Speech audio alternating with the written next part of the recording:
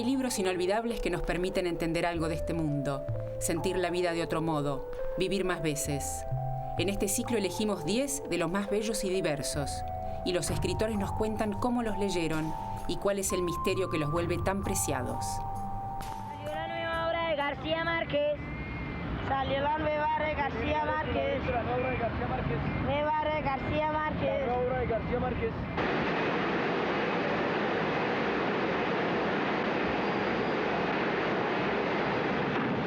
Yo llevaba argumentos prácticamente todas las semanas a los distintos productores. Los leían y me los rechazaban, y los más amigos y los más compasivos me decían: mira, Gabo, es que tienes que darte cuenta de una cosa, el problema tuyo es que no le llegas a la gente. Son amiguísimos míos, todavía los encuentro y se mueren de risa cuando les recuerdo esta frase. ¿Qué argumentos eran esos? Te voy a decir qué argumentos eran esos. En el momento en que vi que no se podían hacer en cine, los puse juntos y escribí 100 años de soledad.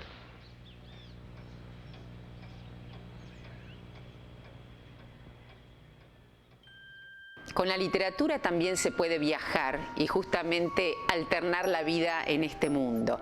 Vayamos al Caribe colombiano, en el cruce del siglo XIX y el siglo XX, a cielo abierto, una vegetación frondosa, días de lluvia, pero también de golpe una suerte de desierto. Estamos en Macondo, que es este pueblo mítico inventado por García Márquez en una época donde había en Colombia muchas revueltas, no solo porque la United Fruit se había instalado y se habían producido las masacres bananeras, sino también porque estaba la pugna entre los liberales y los conservadores. El contexto histórico se filtra en esta novela, pero de manera loca por momentos. Quizás justamente por eso 100 años de soledad es la novela por excelencia del realismo mágico. Está llena de presagios, de temores, de supersticiones. Y eso tiene que ver con la familia de los Buendía, que son aquellos que vienen a fundar Macondo a lo largo de 7 generaciones que en realidad formarían estos 100 años de soledad. Vayamos entonces a ver de qué se trata esta novela que fue tan importante para la literatura latinoamericana del siglo XX.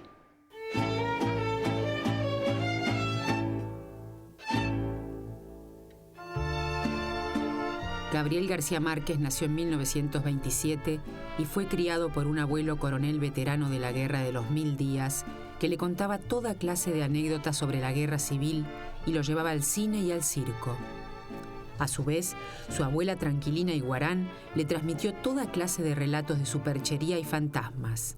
La lectura que hace mi madre de mis libros es una cosa ejemplar, porque mi madre se quedaba, ya no lee, pero de pronto estaba leyendo y decía, pegaba un grito y decía: ay no, pero ya mira lo que ha venido Gabito a hacer con mi pobre compadre, decir que era ladrón, por ejemplo. No, y ella misma, hablando en voz alta, no era ladrón. Lo que pasa es que se decía que era ladrón y él lo pone ya como ladrón. ¿Y ahora qué hago yo cuando lo vea? Pero madre, pero si no es él. No, si se ve claramente que es él, porque era el que usaba los zapatos y le hacía un hueco para que no le molestaran los callos. En fin, a ella no había manera de engañarla. Ella descubría todo lo que estaba detrás. Inmerso en esa trama familiar, Gabriel aprendió a leer a los 5 años y abandonó la carrera de Derecho para dedicarse al periodismo y a la literatura. 100 años de soledad fue escrita durante 18 meses entre 1965 y 1966 y surge durante un viaje que realiza el autor a su pueblo natal, Arataca, en compañía de su madre. El libro se compone de 20 capítulos no titulados en los cuales se narra la historia cíclica de la familia Buendía en un pueblo inventado llamado Macondo, historia colmada de presagios y temores, entre ellos el mito de que su descendencia podía tener cola de cerdo.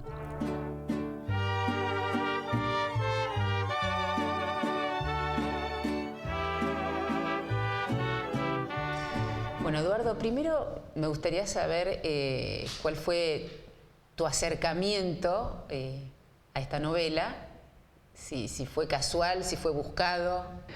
En realidad yo la novela la leí más o menos a los 20 años, cuando ya me estaba informando de cuál era el canon, aunque no usar esa palabra, ¿no? de novelas latinoamericanas que había que leer. O sea, lo que me quedó como efecto de esa primera lectura es la exuberancia de la construcción del mundo y en el recuerdo de esa primera lectura también una exuberancia de la lengua. Lo que me pasa ahora releyéndola es que me doy cuenta que esa exuberancia, por usar una palabra, está bastante premeditadamente puesta en el terreno de la referencia, y la lengua es una lengua muy controlada, en realidad, que por momentos parece como de tono objetivo. Bueno, y ese contraste entre ese tono entre objetivo y racional de la lengua con todo ese mundo de lo extraordinario, produce una serie de efectos, ¿no? Por ejemplo, no sé, el humor, ¿no? que se enuncia así sobriamente elementos que están delirantes. Claro, en terreno, sí, del delirio. Lo de Remedios la Bella era una señora en Aracataca que tenía, no creo que no era una hija, una nieta, que se fugó con un agente viajero, no sé con quién.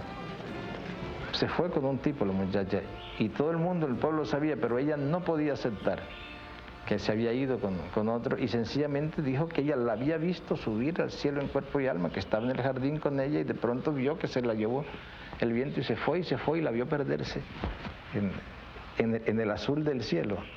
Yo durante casi 2 años salí muy pocas veces a la calle cuando estaba escribiendo 100 años de soledad.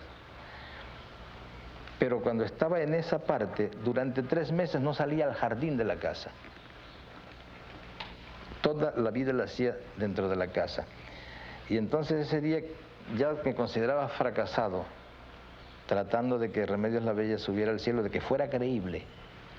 Entonces salí al jardín como a respirar, y estaba corriendo un gran viento, y había una chica que lavaba en la casa que estaba tratando de prender las sábanas en el alambre, y no lograba, y la encontré envuelta en sábanas, enredada con aquellas sábanas mojadas que estaba tratando de tender a secar.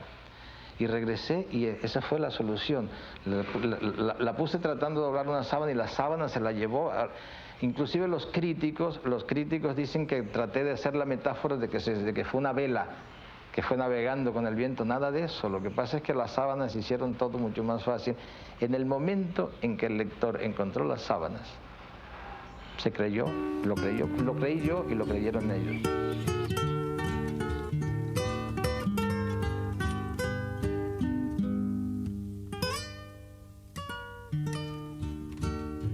Bueno, María Rosa, me encantaría saber cuál fue tu primera incursión en esta novela que es todo un mundo, ¿no?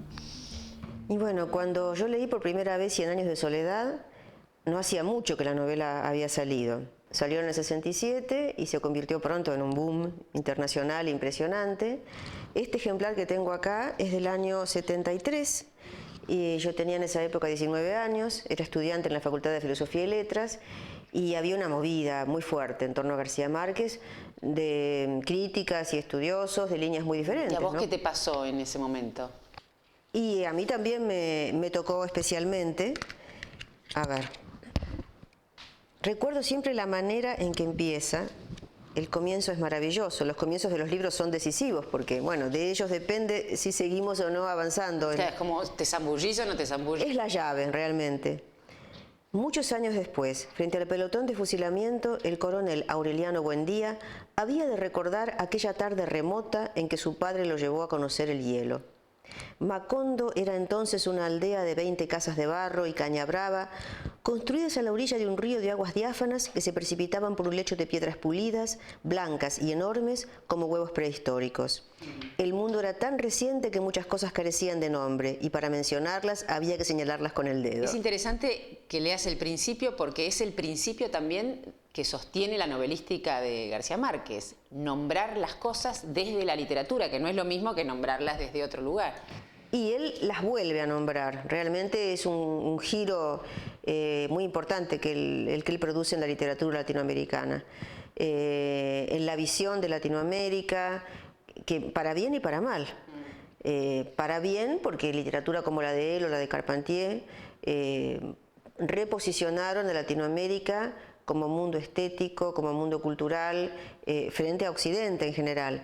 Pero construyó una imagen que se fue coagulando de América Latina en el horizonte del lector occidental promedio. Claro, como nos condenó al exotismo. Claro, y eso trivializó también la misma percepción de la literatura de Márquez, porque, a ver, lo que él escribe no es escapista. No convierte a América Latina en una feria lúdica de maravillas que pasan ante los ojos del lector. ¿En qué la convierte? A ver.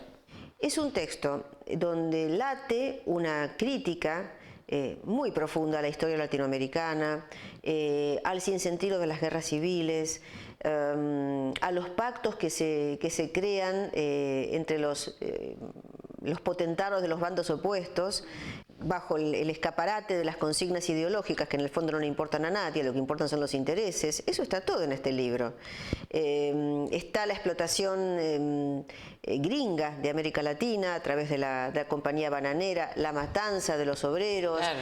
Es una obra muy crítica, con mucho humor también. Además, porque en realidad hay cierto correlato con lo que estaba pasando en América Latina. Sí, totalmente. Y bueno, el compromiso de García Márquez no es algo, compromiso político, no es algo separado de su literatura. Una de las cosas que a mí me llamó la atención en esta relectura que hice gracias a tu invitación es captar muy fuertemente el humor que hay en todo el libro, que yo no lo había visto así cuando lo leí siendo muy joven.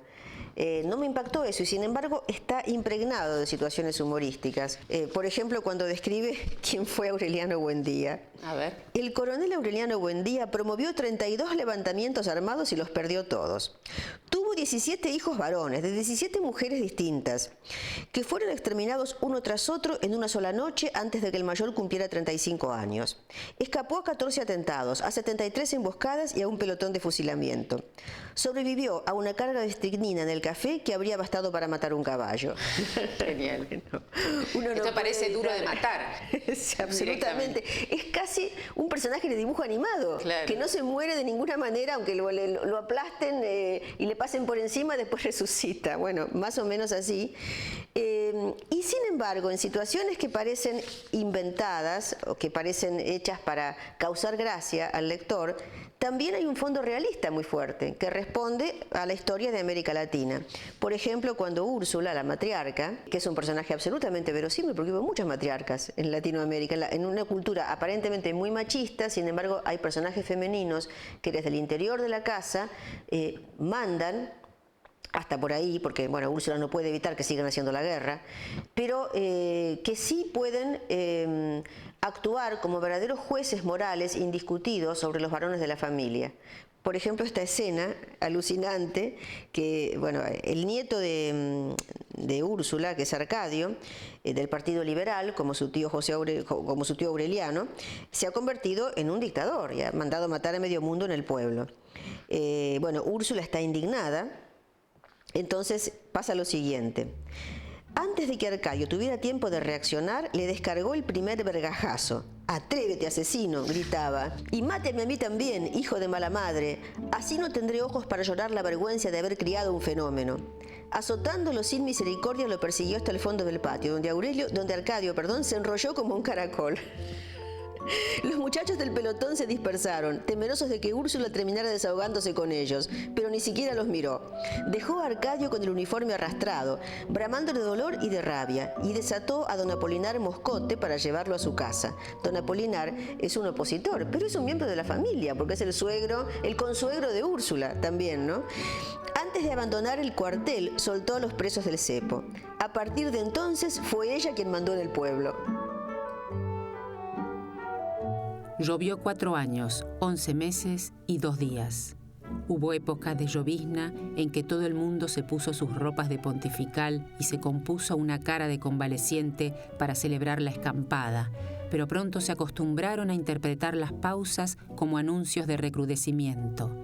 Se desempedraba el cielo en unas tempestades de estropicio, y el norte mandaba unos huracanes que despotrillaron techos y derribaron paredes y desenterraron de raíz las últimas cepas de las plantaciones. Como ocurrió durante la peste del insomnio, que Úrsula se dio a recordar por aquellos días, la propia calamidad iba inspirando defensas contra el tedio. Ahora, ¿cómo te parece que es Macondo? O sea, ¿cómo lo visitaste vos? ¿Cómo viviste ese pueblo? Porque en realidad Macondo, de García Márquez, Comala, de Rulfo, son pueblos que existen ya, podríamos decirlo, desde la ficción, pero existen en este mundo. Y existen además en la realidad todavía hoy. Uno ve en zonas de la Argentina, en zonas de Latinoamérica, pueblitos perdidos en la selva o en la llanura, que podrían ser Macondo perfectamente. Lo que pasa es que Macondo, claro, es la parábola de la construcción de la cultura también, de un estado de inocencia primordial, donde las piedras eran pulidas y tan grandes como huevos prehistóricos, pasamos a la sed de los seres humanos, encarnada en José Arcadio, por el progreso, por la técnica, por el conocimiento, por los inventos, el crecimiento de la ciudad, el crecimiento de esa mini aldea, que se convierte en una especie de ciudad, porque bueno, cada vez se va poblando más, la casa se agranda, se establecen industrias, y la ruina final. Han ocurrido cosas en América Latina que nos han enseñado que la gran falla de entonces fue una falla política. No fue artística, no fue profesional, fue una falla política. En el momento en que nosotros tenemos una concepción global de nuestro mundo, y en este momento hacemos el arco completo y nos damos cuenta que esa concepción no la inventamos nosotros, sino que está en el origen, que nos viene de Bolívar.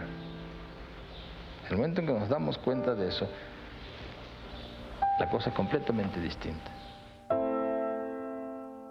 ¿Cuál te parece que fue el hallazgo particular de García Márquez al fundar este pueblo y al escribir esta novela?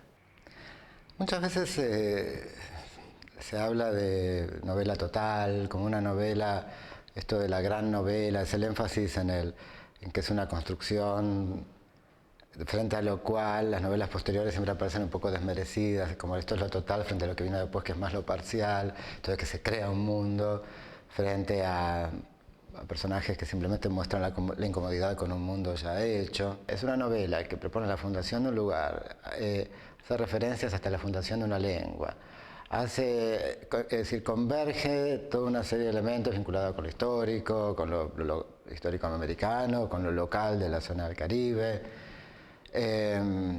Hay un efecto de totalidad que está incluyendo cosas que la literatura latinoamericana había dejado de lado, o por ejemplo la comparación que siempre se hace con la línea fantástica de la literatura latinoamericana, no sé, más de línea europea o con, no sé, la línea borgiana, que Borges también se supone que desde la periferia incorpora todos elementos del mundo para crear, y que lo que define lo argentino es la incorporación indiscriminada de elementos de los centros o de cualquier tradición. Él también hace eso, pero además incorporando elementos americanos.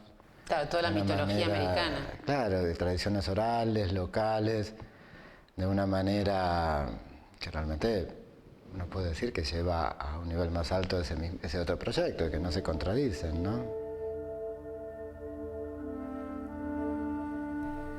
El libro se compone de 20 capítulos no titulados, en los cuales se narra la historia cíclica de la familia Buendía en el pueblo de Macondo, una historia colmada de temores, entre ellos el mito de que su descendencia podía tener cola de cerdo por cuestiones incestuosas.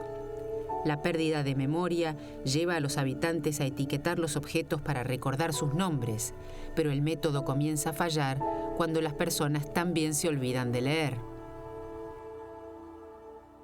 Ahora, justamente es interesante hablar de las mujeres en este libro, ¿no? Porque Úrsula, bueno, es un personaje fundante. Totalmente. Pero todo lo que vos hablás del matriarcado me parece que no se dice tanto y subyace en este texto muy fuertemente. Úrsula es una figura central que responde a modelos históricos muy próximos. A ver, tenemos dentro de nuestra propia historia dos madres de dos personajes eminentes de la historia argentina. doña Paula Albarracín, la madre de Sarmiento, y doña Agustina López Osornio, la madre de Juan Manuel de Rosas. Doña Paula Albarracín se comporta en la realidad lo mismo que Úrsula se comporta en ciertos lugares de la novela. Por ejemplo, cuando Sarmiento está preso en la cárcel de San Juan, arma un escándalo y entra aunque se lo prohíben. Lo mismo que Úrsula logra entrar a ver a Aureliano cuando lo tienen preso. Los latigazos que le da Úrsula a Arcadio, que lo ha criado como su hijo, pero en realidad es su nieto, bueno, se pueden relacionar muy bien, por ejemplo, con doña Agustina López Osornio, disgustadísima con Rosas, porque había puesto preso Rosas a un íntimo amigo de ella, que era médico, le había puesto preso por opositor político, y estuvo meses sin dirigirle la palabra a Juan Manuel de Rosas, hasta que él llegó en persona y tuvo que arrodillarse para pedirle perdón, después de haber puesto en libertad al amigo de doña Agustina, al opositor. Así que estas madres imperiosas, constructoras, que aparte, bueno, lo eran las dos. Paula Albarracín sostenía la casa con su trabajo, lo mismo que Úrsula. La madre de Rosas manejaba ella los asuntos de la familia, las haciendas, el comercio, todo. Hay como, por parte de García Márquez, casi una parodia de la fuerza varonil. Totalmente, por eso hay cosas que a veces yo creo que se leen mal. Que yo misma de adolescente las leía de otra manera como las puedo leer ahora, ¿no?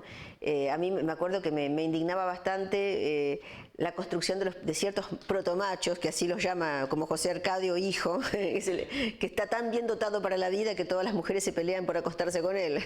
Bueno, y en realidad es más bien una caricatura ese personaje. No es para tomárselo en serio como una especie de apología de la virilidad masculina clásica que se basa en el tamaño del órgano sexual. No, yo creo que hay una enorme dosis de humor. Bueno, pasa también con Pedro Páramo. Sí, que es una caricatura del poder. Y también las mujeres se pelean por acostarse con él. Bueno, Aureliano, por ejemplo, que sufre una transformación, una involución en realidad, porque de ser un hombre reflexivo, que hace pescaditos, que es un orfebre, y un hombre que piensa la realidad, se convierte en una especie de loco, totalmente consumido por el deseo de acumular poder y desconfiado de todos, ¿no? Hasta el punto que ordena que nadie se le pueda acercar a menos de 3 metros. Y también, contra su propia voluntad o su asombro, se convierte en un semental, porque las mujeres, las madres, le envían a sus hijas vírgenes para que se acueste con ellas y mejore la raza de los futuros guerreros. De pronto, cuando el duelo llevaba tanto tiempo que ya se habían reanudado las sesiones de Punto de Cruz, alguien empujó la puerta de la calle a las 2 de la tarde, en el silencio mortal del calor, y los horcones se estremecieron con tal fuerza en los cimientos que Amante y sus amigas bordando en el corredor, Rebeca chupándose el dedo del dormitorio, Úrsula en la cocina, Aureliano en el taller y hasta José Arcadio Buendía bajo el castaño solitario, tuvieron la impresión de que un temblor de tierra estaba desquiciando la casa. Llegaba un hombre descomunal. Sus espaldas cuadradas apenas se cabían por las puertas. Tenía una medallita de la Virgen de los Remedios colgada en el cuello de bisonte, los brazos y el pecho completamente bordados de tatuajes crípticos, y en la muñeca derecha la apretada esclava de cobre de los niños en cruz. «Buenas», le dijo a la asustada Rebeca que le vio pasar por la puerta de su dormitorio. «Buenas», le dijo Aureliano. «Buenas», dijo. Úrsula se quedó una fracción de segundo con la boca abierta. Lo miró a los ojos, lanzó un grito y saltó a su cuello gritando y llorando de alegría. Era José Arcadio. En todo el mundo ocurren cosas como las que ocurren en nuestros países. Pero la gente no lo sabe ver por su formación cultural. A la hora que existe un cartesianismo, un rigor de pensamiento que no permite ningún vuelo, entonces hay una enorme cantidad de cosas que se les pasan por alto. Si un francés ve de verdad que una muchacha sube al cielo en cuerpo y alma, nunca se atreve a contarlo porque cree que van a creer que está loco. Seguro que no lo cuenta porque no es posible, porque no cabe dentro de su realismo. Sí, señor, no ver el camino por coger la vereda.